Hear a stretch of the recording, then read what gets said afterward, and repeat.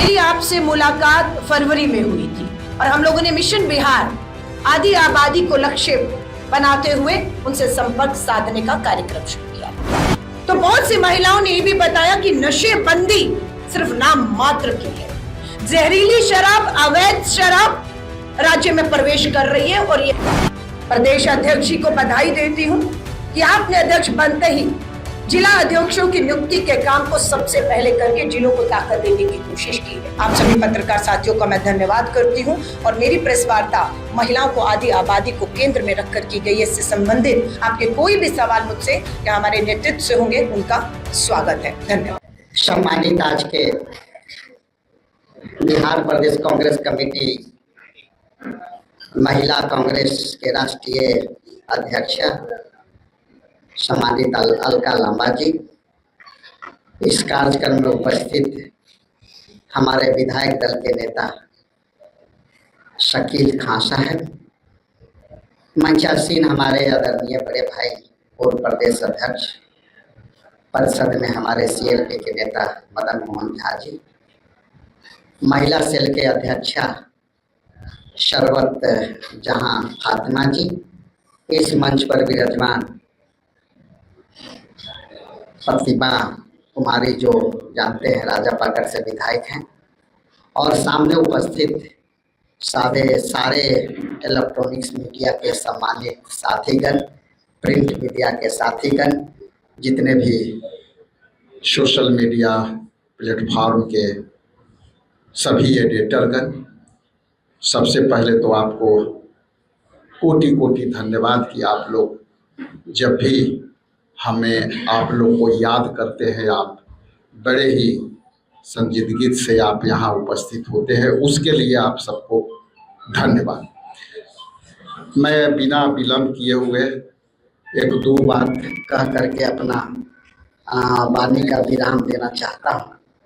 चूँकि बिहार में महिलाओं के सशक्तिकरण के कई सरकारी योजनाएं चल रही हैं, उस पर चर्चा आदरणीय अलका लांबा जी करेंगी।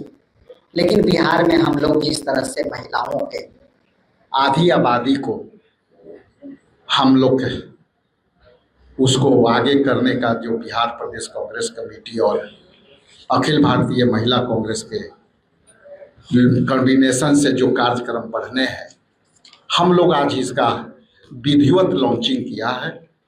और इसका अभी हम लोगों ने जो डिस्प्ले से पास ऑन किया वो है चर्चा महिला की बात कांग्रेस के साथ। इस कड़ी में सारी विस्तार से अलका लांबा जी आपसे संवाद करेगी।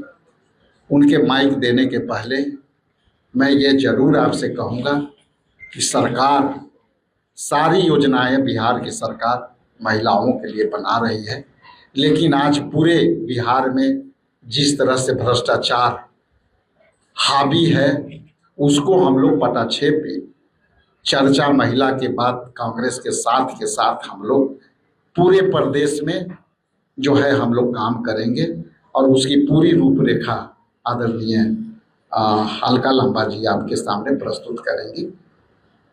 Thank you. आप सभी पत्रकार साथियों को मेरा नमस्कार। मैं अपनी बात को रखूं उससे पहले कांग्रेस के नवनियुक्त प्रदेश अध्यक्ष विधायक राजेश राम जी को बधाई और शुभकामनाएं देती हूं कि आपके नेतृत्व में कांग्रेस एक नया अध्याय लिखने जा रही है। मैं इस मंच पे धन्यवाद करती हूं हमारे विधायक नेता विपक्ष डॉक्टर शकील खान साहब का, जो आज हमारे साथ यहाँ पर हैं। मैं धन्यवाद करती हूँ पूर्व कांग्रेस अध्यक्ष CLP नेता मदन मोहन झा जी का। मैं धन्यवाद करती हूँ मेरी बहन विधायक प्रतिमा जी का, राजेश जी का, महिला कांग्रेस अध्यक्ष फातिमा जी का, सभी का धन्यवाद करती हूँ। मेरी आपसे मुलाकात फरवरी में हुई थी और हम लोगों ने मिशन बिहार आदि आबादी को लक्ष्य बनाते हुए उनसे संपर्क साधने का कार्यक्रम शुरू किया था।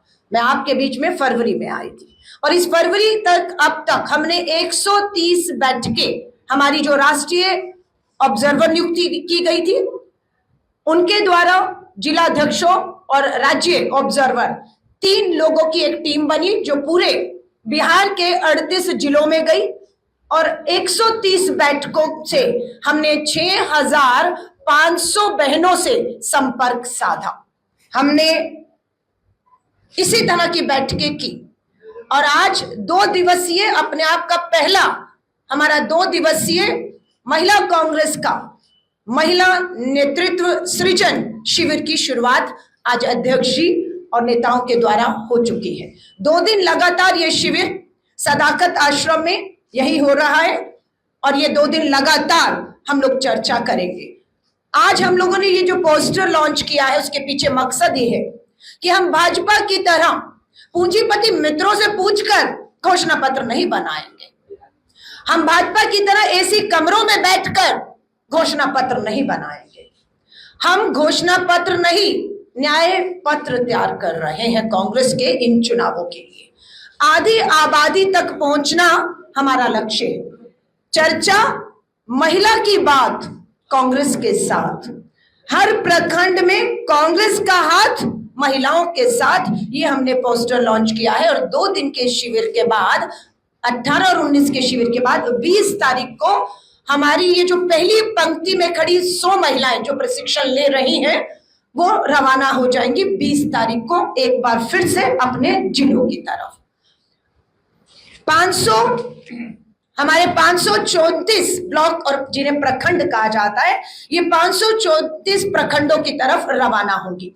31 मई तक लगभग 10,000 और बहनों से हम इसी तरह छोटी छोटी बैठकें करके उनके मुद्दों पर चर्चा करने जा रहे हैं। हमारी ये चर्चा होगी आजीविका दीदियों से।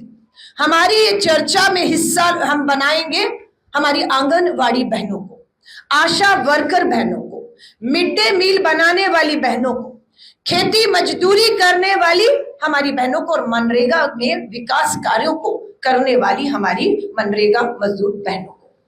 हम संपर्क करेंगे इस अभियान की जो आज शुरुआत की है, जो 31 मई तक अब चलेगा।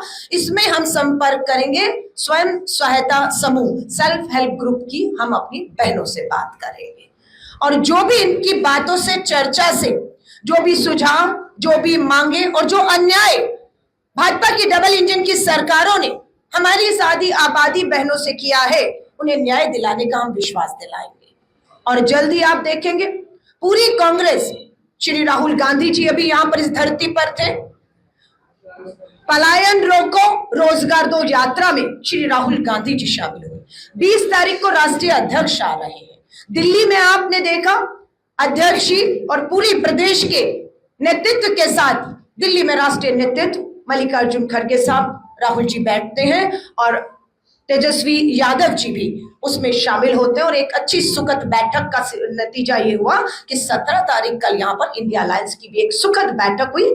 जो फैसले हुए उसे आपके सामने प्रेस वार्ता के माध्यम से कल हमारे प्रभारी कृष्णाला वरुण जी ने रखा है। तो ओवरऑल ये है कि हम बहुत मजबूती के साथ अपने लक्ष्य की तरफ, इस भ्रष्ट सरकार को जो ना कमाई दे पाई, ना दवाई दे पाई, ना पढ़ाई दे पाई, ना महंगाई कम कर पाई, ना सुरक्षा दे पाई, इस मुद्दे पर घेरने के लिए महिला कांग्रेस ने पूरी तरह से अपनी कमर कस ली है। हम विश्वास दिलाते हैं। हमारी जो 130 बैठकें हुई उसमें हमारी जब आजीविका दीदियों से बात हुई, हर वर्ग की महिलाओं से बात हुई, तो बहुत सी महिलाओं ने ये भी बताया कि नशेबंदी सिर्फ नाम मात्र की है। जहरीली शराब, अवैध शराब राज्य में प्रवेश कर रही है और ये सरकार और प्रशासन की देखरेख में हो रहा है। ये बहनों ने हमें बताया। एक वीडियो हमने अपनी सोशल मीडिया से भी जो है आपके सामने रखा कि वो कह रही है कि कोई नशे की पाबंदी नहीं है, अवैध शराब, जहरीली शराब आई और लोग मारे भी गए। ये आप भी सच्चाई जानते हैं। महंगाई चरम पर है।